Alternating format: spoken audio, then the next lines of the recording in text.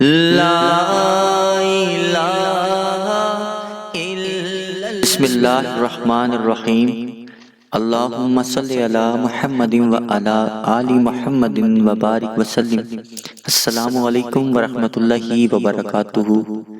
آج کی اس ویڈیو میں ہم آپ کو روح کی حقیقت بتائیں گے اور کون سی ارواح جو زمین پر رہ جاتی ہیں اور کون سی آسمان پر پرواز کر جاتی ہیں، اور اس کے ساتھ ساتھ کون سی روحیں انتقام لیتی ہیں اور کس طرح لیتی ہیں۔ دوستو اس ویڈیو کو مکمل دیکھیے گا تاکہ آپ کو ویڈیو کی پوری تفصیل سمجھ میں آ سکے۔ ہر انسان تین چیزوں کا مرکب ہے، یعنی جسم، روح اور ہمزاد۔ انسان کی پیدائش کے ساتھ ہی دو روحانی جسم، روح اور ہمزاد کی پیدائش بھی ہو جاتی ہے۔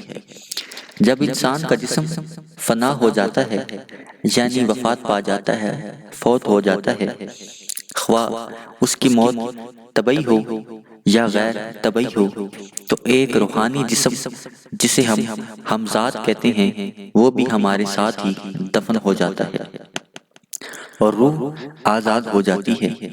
اس کے بعد روح کا اپنے مادی جسم کے ساتھ کسی قسم کا کوئی تعلق نہیں رہتا۔ روح ایک کامل وجود رکھتی ہے اور ہر قسم کی پابندی سے آزاد ہوتی ہے اور آنے والے حالات سے باخبر ہوتی ہے۔ اس کا مسکن عالم ارواح میں ہے۔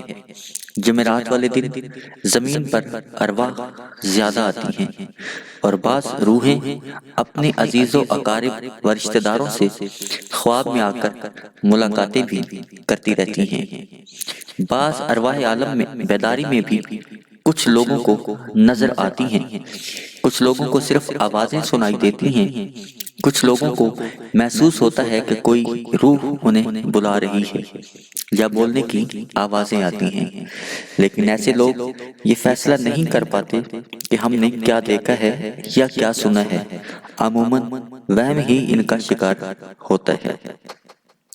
اگر وہ اس قسم کا ذکر دوسروں سے کریں تو لوگ بھی اس کا مذاق اڑاتے ہیں۔ دوستو جو لوگ غیر طبعی موت کا شکار ہوتے ہیں، مثلاً کوئی مرد یا عورت قتل ہو جاتی ہے یا ہو جاتا ہے، تو ان کی روح اللہ تعالیٰ سے فریاد کرتی رہتی ہے کہ جس طرح اس شخص نے میرے گھر کو تباہ کیا ہے، اس طرح اس کا گھر بھی تباہ ہو جائے۔ ان میں سے بعض ارواح انتقامی کارروائیوں پر بھی اتر آتی ہیں۔ جس مقام پر آدمی کا قتل ہوتا ہے وہاں پر وہ ارواح آتی ہیں اور وہاں کے لوگوں کو مختلف طریقوں سے ڈراتی بھی ہیں۔ بعض لوگوں کو سوتے وقت چیخ و پکار کی آوازیں آتی ہیں، جیسے کہ کوئی رو رہا ہو، یا پھر پتھر آنے یا برتن ٹوٹنے کی آوازیں کانوں میں آتی ہیں۔ بعض گھروں میں آگ بھی لگ جاتی ہے۔ ایسے لوگوں کی زندگی عذاب بن کر رہ جاتی ہے۔ ایسے لوگ جن کا جنازہ نہ پڑھا گیا ہو، مثلاً کسی نے قتل کر کے اس کو دفن کر دیا ہو، یا ناجائز بچے جو کہ دفن کر دیے جاتے ہیں، ان کی ارواح زمین پر ہی رہتی ہے۔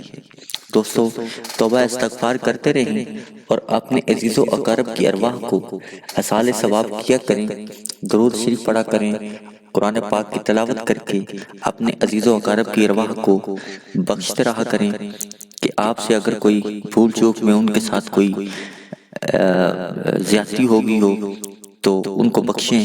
انشاءاللہ تعالی اللہ پاک بھی معاف کرنے والا ہے۔ اس ویڈیو کو دوسروں تک شیئر کیجئے گا، لائک کیجئے گا۔ ویڈیو دیکھنے کا بہت شکریہ۔ اللہ حافظ۔